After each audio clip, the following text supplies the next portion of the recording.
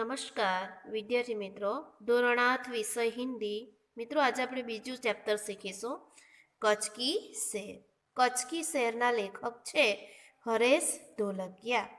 હવે આ પાઠનો સાહિત્ય પ્રકાર છે યાત્રાવૃત્ત.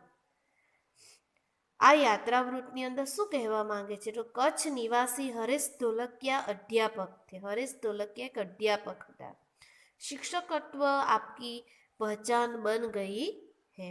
पूर्व राष्ट्रपति श्री एपीजे अब्दुल कलाम के बहुचर्चित विंग्स ऑफ फ्री पुस्तक का आपने गुजराती भाषा में अनुवाद गुजराती भाषा में आ लेखके अनुवाद કર્યું હતું. अगनपंख शिक्षक से किया है. शिक्षण कार्य के आपके अनुभव, संशोधनात्मक लेखन कार्य तथा पत्रकारित्व आपके लेखन के क्षेत्र में है. कच्छ मित्रों में आप सुरखाब स्तंभ अंतर्गत लिखते हैं.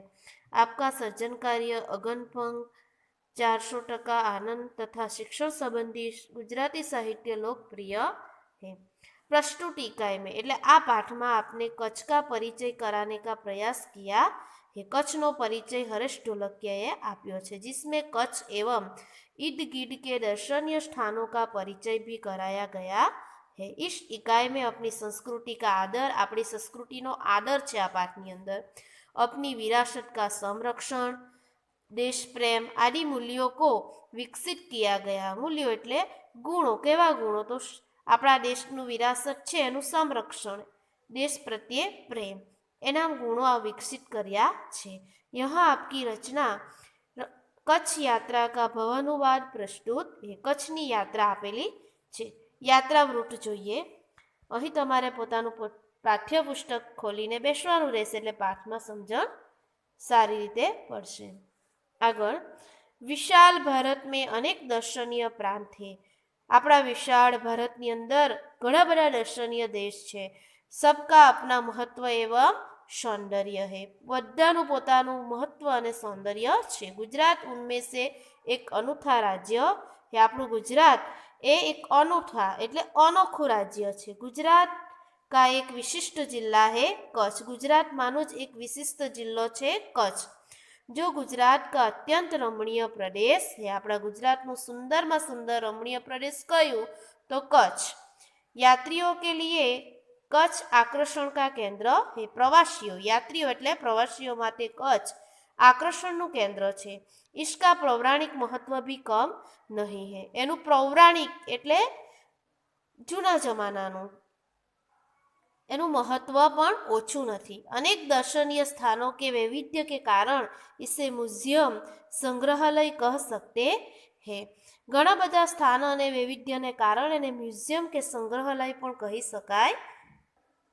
આગળ મિત્રો, कच्छ में प्रवेश करते ही हमें रेगिस्तान के 2 भाग देखने को मिलते हैं. रेगिस्तान એટલે આપણે રેતીલા પ્રદેશ એવો મીનિંગ થશે. એના 2 ભાગ જોવા મળે છે, એક छोटा रेगिस्तान और दूसरा बड़ा रेगिस्तान. इन दोनों में रेगिस्तान जैसा कोई लक्षण नहीं दिखाई देता. रेत कहीं नजर नहीं आती. अतः यह अनूठा रेगिस्तान है. अनोखा એટલે अनोखो रेगिस्तान છે. सामख्याली को हम कच्छ का प्रवेश द्वार कह सकते हैं. હવે આપણે આવ્યા સામખિયાલી. કચ્છમાં પ્રવેશ કરતા જ આપણે સામખિયાલી પહોંચી ગયા છીએ. कच्छ की यात्रा यहीं से आरंभ होती है. કચ્છની યાત્રા શરૂ થતાં પહેલાં સામખિયાલી આવશે. અહીંયાથી कच्छनी यात्रा शुरू थશે. यहाँ से उत्तर दिशा की ओर यात्रा का प्रारंभ होता है. उत्तर दिशा तरफ जाइए तो यात्रा की शुरुआत थाय छे.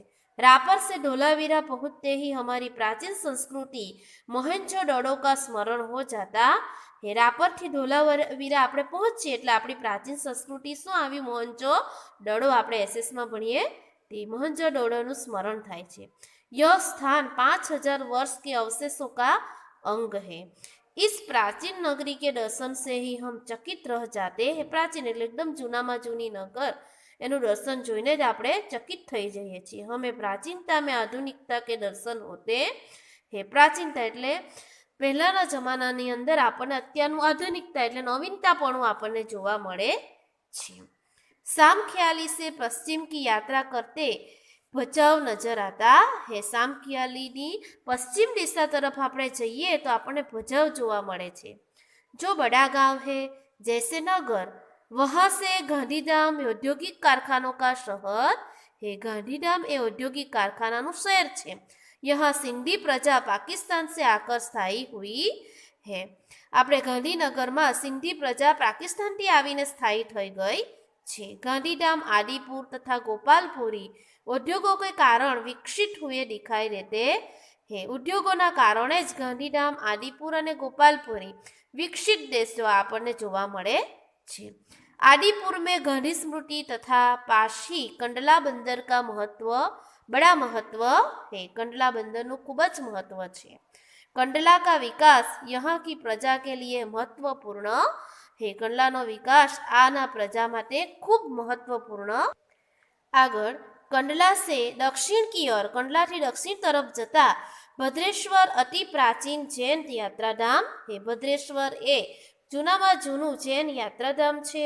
संगमरमर से बना 2500 वर्ष जूना पुराना जिनालय भूकंप में खंडित हुआ। उनके पुनः निर्माण का कार्य जोरों से चल रहा है। भूकंप थी खंडित थयेलू एवं 2500 वर्ष जूनू जिनालय एटले जैनोनुं तीर्थधाम એને પુનઃ निर्माण करवानुं काम खूब झड़पथी चाली रह्युं छे। इसे आधुनिकता का स्पर्श मिला है। आधुनिकता એટલે અત્યારનું નવીનતાપણનો સ્પર્શ મળ્યો છે। मुंद्रा शहर तहसील मुख्यालय भी है। यहाँ अनेक उद्योगों के कारण विकास की दिशा खुली है। समुद्र के किनारे बंदरगाह विकसित हुआ है। समुद्रना किनारे बंदरगाह पण विकसित छे। यहाँ कुछ प्राचीन इमारतें हैं। समुद्र के किनारे तटीय यात्रा करते हुए हम आंधवी पहुंचे। तटीय यात्रा એટલે કિનારા પરથી यात्रा शुरू करी, ત્યાંથી પહોંચ્યા માંડવી। માંડવી अति सुंदर बंदरगाह है। मांडवी पण एक खूब ज सुंदर बंदर है। वहाँ बड़ा प्राचीन नगर है। आ खूब जूनामा जूनू नगर है। यह शहर राजा के महल, पवन चक्कियों तथा समुद्र तट के कारण अधिक दर्शनीय बना है। आ शहर में राजानु महल है, पवन चक्कीओ है, समुद्र किनारा ने कारण खूब ज दर्शनीय बन्यु है। यहाँ VRTI ग्राम्य संस्था है। 72 जिनालय है। 72 जिनालय એટલે ઘણા બધા जिनालयों है। पास ही बीडड़ा गांव में अंतरराष्ट्रीय अस्पताल है। अंतरराष्ट्रीय अस्पताल है। मांडवी से आगे चलते डुमरा, कोठीरा, सुथरी और जखो महत्वपूर्ण गांव है। जैनों का प्राधान्य यहाँ नजर आता है। जैनों नु प्राधान्य महत्व आपने यहाँ जोवा मळे छे। नलिया शहर तहसील का केंद्र है। नलिया शहर कोनु केंद्र है? तो तहसील का केंद्र है। यहाँ वायुसेना का मुख्य अड्डा है। नलिया में वायुसेना नो मुख्य अड्डो है।